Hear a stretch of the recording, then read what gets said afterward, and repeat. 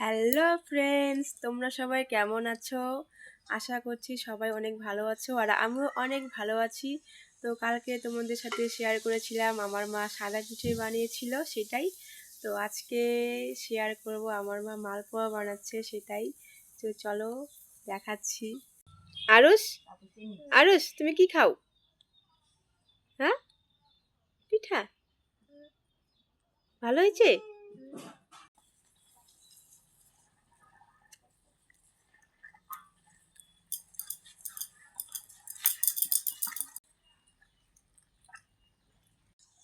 কে কে খাবে চলে এসো আমাদের বাড়িতে।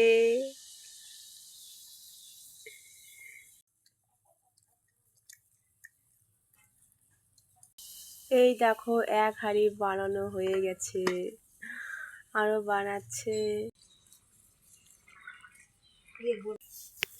তো আমি একটা খেয়ে দেখি কি রকম হয়েছে। হুম, আজকের মতো টাটা।